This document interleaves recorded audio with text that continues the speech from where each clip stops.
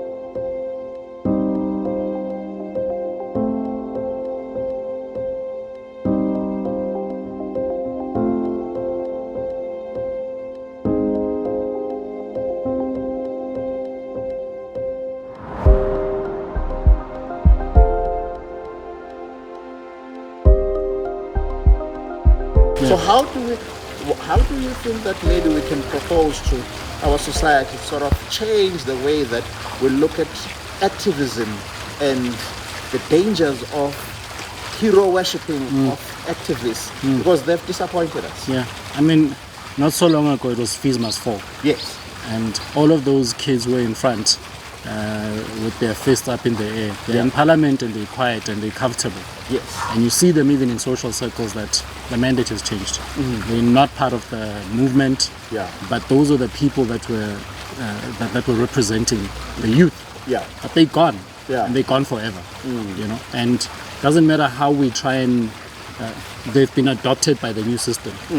And I think at a civic society level, we are not creating strong enough systems that both support the individual to be independent when they get into certain spaces, and also to make sure that we create systems where if this person is not representing us in a particular way, we are able to pull them out. Yeah. We don't have strength when it comes to recalling them and saying you are not representing our interests, so we want you out of there. Yes. Certain organizations are able to do that, but we are struggling at a community level. So we need to go back there and unpack and say, what causes that? Yeah. You know, I see it, for instance, if I get into a particular rural area running a social impact campaign, I cannot just come in and implement a solution without first going to the local chief. Exactly. And getting buy-in. Yes. And so that they need to check me, I need to be verified, they need to be able to see that, okay. And it's not just them. Yeah. I need to be able to please the local municipality councils. I need to be able to speak to the local business forums.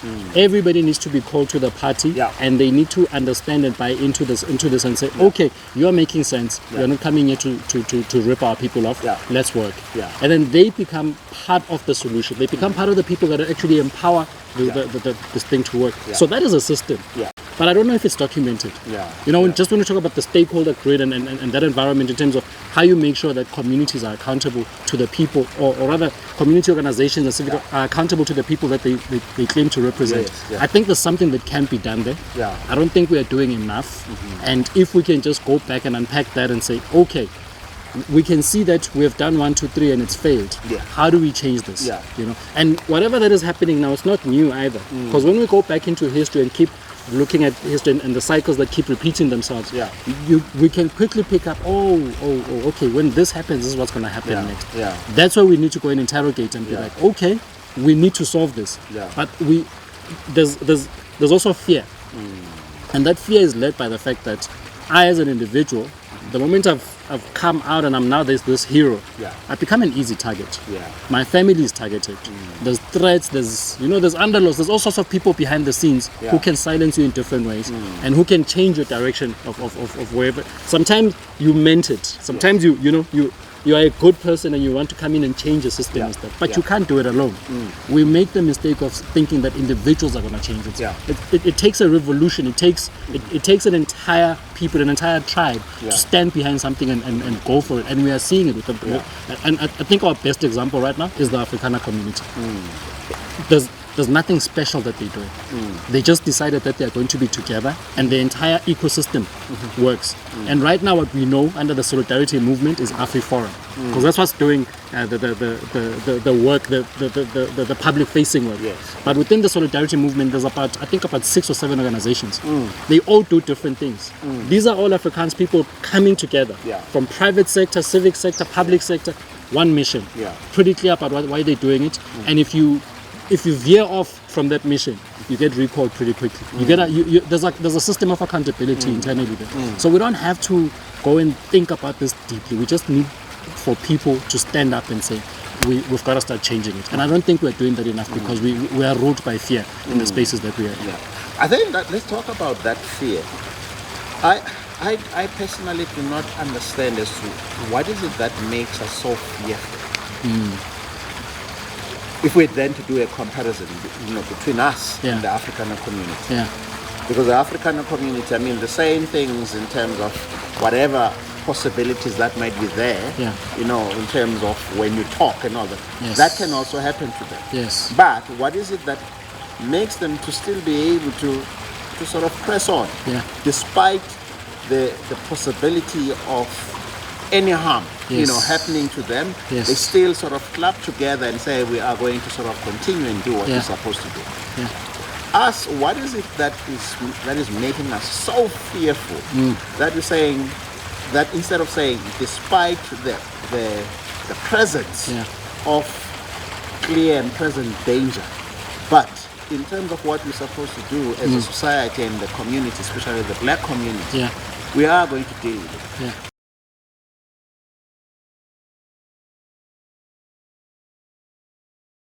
I personally, I must say, I am very worried because just like you, I'm a parent. And I'm thinking about my kids as to what kind of a society are they going to have? And my grandkids, what kind of society are they going to have? Because all these social ills that we see, they seem to be aimed or directed and experienced by the black community.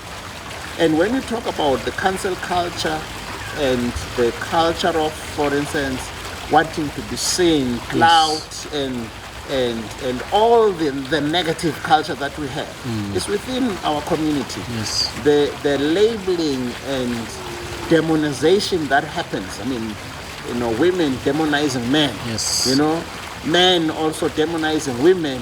But I mean, the biggest part that is happening right now is demonization of black males. It's happening within the black community. And my take and my fear is that when you want to destroy a society, you need to destroy that which brings them together, the family units, and you also need to destroy the men in that society. Because the men obviously are seen as people that are supposed to take the lead in terms of leading the society and making sure that the society prospers. But when you demonize them and you label them and you put all these concepts that demonize them, they obviously are going to be so broken such that they're not going to take up arms, not literally arms, but they're not going to take up causes that are meant to sort of improve the society, because the society sees them as nothing in any way. Because of the demonization that has happened. Right now you have a situation wherein everything is about women. And I feel that is good because we need to have a situation where there is equality in terms of society. But what about the men? I'm even talking about the boy child. That is sort of marginalized. Some of us have got boys, have got boys. And you have these kids that say, everything in terms of this society says that I'm nothing. You even have groups of people that call these kids trash. I don't mind as a grown-up to be called trash. I don't mind. You can call me trash. I know how to navigate my way around society and all the stuff. Yeah. But what does a 2-year-old, what can he do when he's called trash? An 18-year-old, a 12-year-old, and some people even have the audacity to even say, I can explain to my child why I call him trash. Yeah. And they internalize it. And they internalize it. Yeah. And they say, no, I can explain to my son as to why I call him trash. Yeah. I've And seen now that. you have then a child that grows with this in his head that I am trash. How is he able to think positively and say, I need to make a positive contribution? So like you were saying, I see a situation wherein there is a systematic destruction of the black community. Yeah. And the question is, who stands to gain Yeah. from the systematic destruction of the black community? Yeah. And that's the challenge that we have in terms of saying, we've been talking about corruption in terms of the government. Yeah. But let's move on to the society. Yeah. What is happening in terms of the society? Because that's what I see. I'm not sure as to what is been your observation. Personally, I have this thing that we seem to be at loggerheads, with each other as different genders within the society. Yeah. And I am not sure whether perhaps this is going to take us forward or it is going to sort of destroy us as a society. Personally, I think that it is destroying us Yes. already as a society. And if you look at the numbers and look at the percentages, in South Africa, I think if I'm not mistaken, close to 60%, if not 60%, or over 60%, of family or of households are single parent households Yes. that are led by females. Yeah. And the question is, where are the males? And it's not because, for instance, these people are dead. They're not dead. But some males have said, I cannot take this anymore. I'm being attacked and demonized everywhere. And I cannot take this. I'd rather go and stay alone. And then you have kids that do not have the benefit of being raised by both parents. Yeah. And they become not socially adjusted kids because of some of these things. Yeah. And I understand from the female side, also women's side, that you have a situation where you have men that are very irresponsible, that do not take care of their kids, that commit gender-based violence, that inflict harm and pain to women, such that women have no other option but be militant in terms of these relationships and become combative. And for me, I am saying there's something wrong even socially in terms of how, for instance, things are happening in terms of our society. And we need to have this conversation as to what is it that is going wrong? How can we correct some of these things that are actually sort of breaking our society so that we can have a society that is better for our kids and also for our grandkids? Yeah, you raised a very important question, especially in the beginning. Why are we ruled by fear? And why is the same not happening or perceived to not be happening with Afrikaans communities? Yeah. And it is happening. Yeah. But there's this small group of Afrikaners that have decided otherwise. What brings them together? Yeah. It's love for Afrikaners. We've got to ask ourselves, do we have love for blackness? Do we have love for black communities? And I think as we rise up through our social classes and we move into middle class and whatever, we start becoming very individualistic in our focus. There's a very big black pool of black professionals that can make a massive difference in this country. But everybody's just minding their own business. And the country is on autopilot because black professionals are not taking part. They're not doing their part. Yeah. They're just not. Yeah. And I think if we start challenging that, the fact that black professionals within corporate environments are not pro-transformation, they are for themselves. Yeah. And this is why, whether it's in the HR role or in whatever transformation, there's always a black professional there who's leading that. But there's no transformation within those companies and their policies and everything that is happening with that. Yeah. So do we love ourselves? Do we love our communities? And I think the honest answer there is that we don't. So the absence of fear, or rather the opposite of fear, is love. Because fear is equal to hatred. Yeah. So we are ruled by fear because we hate ourselves. And in hating ourselves, we hate the society around us. This is why you get into a township. I can't stay in a township for long. I just can't. Because I am disgusted by the environment that is there. And I'm reminded of why this is wrong. But and then I realize that there's very little that I can do alone. And even when we try and do something, the first people that oppose or that are challenging you are the very same people in that environment, which are black people. So if we just took a step back and said, do we love ourselves? Yeah. Do we love our communities? And are we willing to risk it all to make sure that we start reintegrating and making sure that things actually work within the spaces that we are in, instead of waiting for a politician to be a savior? There's no way that a politician can save us.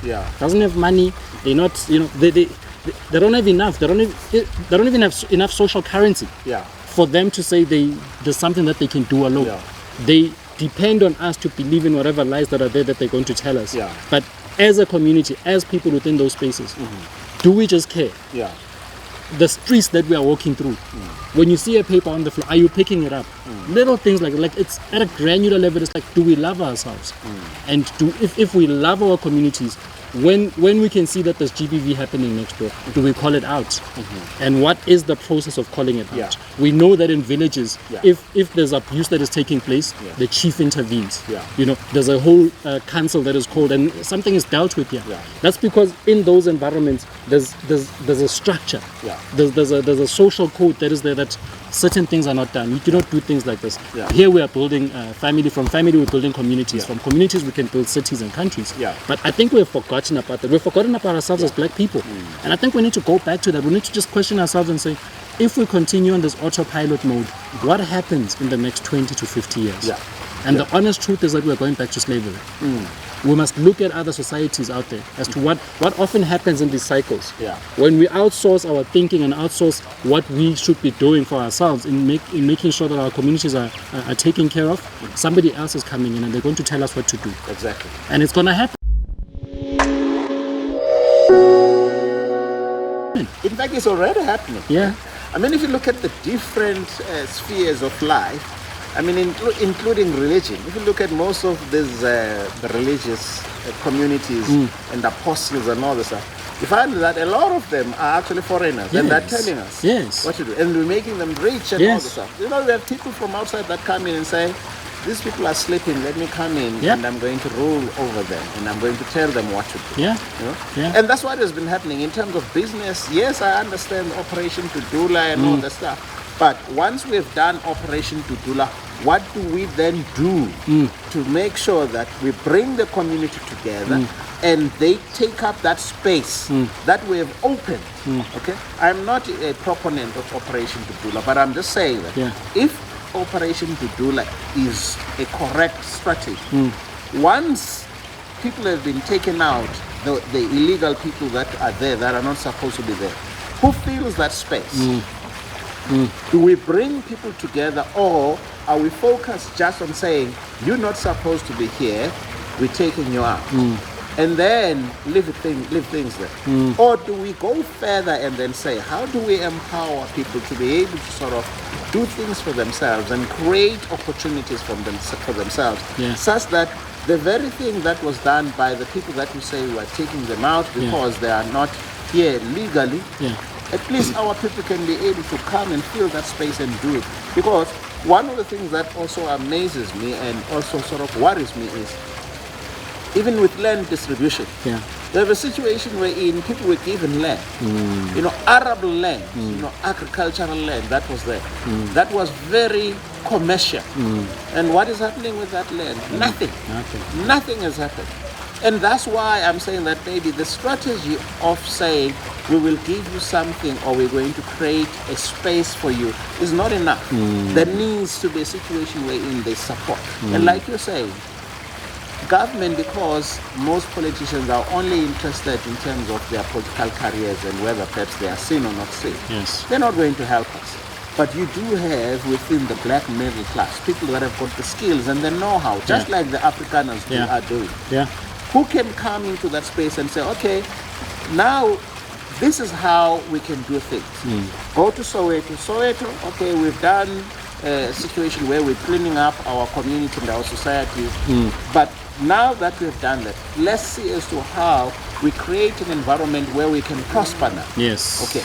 And that to me is something that is lacking in terms of us as a black community. And I am not sure whether perhaps we are also ruled by the inability to want to see someone else prosper. And therefore, I will try and do everything in my power to make sure that you do not prosper, for as long as there's nothing in it for me. That's the challenge that sometimes I see, that we have this thing, because Afrikaners, the Jews also do that. I mean, I interviewed the Jewish rabbi not long ago where he says, no, we club together and we put things together and we make sure that we support each other. Yeah. Us black people, we don't do that. Yeah. Once you become a bit successful, you become reluctant to go and assist Yes. another black person to sort of rise up. Yeah. Because I'm not sure whether perhaps you believe that by doing that, you then going to go down, or perhaps this person is going to outshine you. I don't know. Yeah. Eh? You know, my belief is that as black people, there's enough resources just amongst us to do what we need to do. Yeah. But what we lack is vision. We don't know why we exist. We don't know what's our true north. We don't know where we are going. Yeah. You know, we're just on autopilot. Yeah. And that's actually the challenge. Yeah. When we think about black people clubbing together, Yeah. I work in the space of community capital. Yeah. I raise money through communities. Yeah. And black people have got the largest number of stock files in this country. Yeah. So at a micro level, they're already putting money together. Yeah.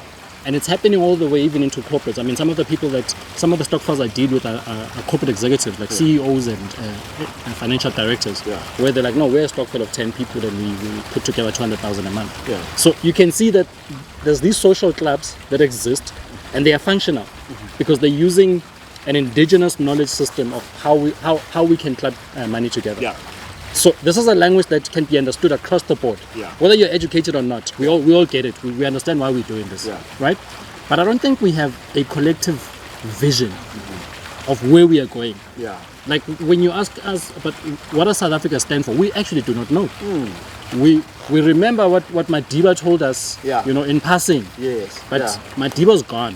What is the vision of where we headed? We haven't had leadership. We've been on autopilot for quite a while, you know. And we need to go back there and be like, why do we exist as South Africans?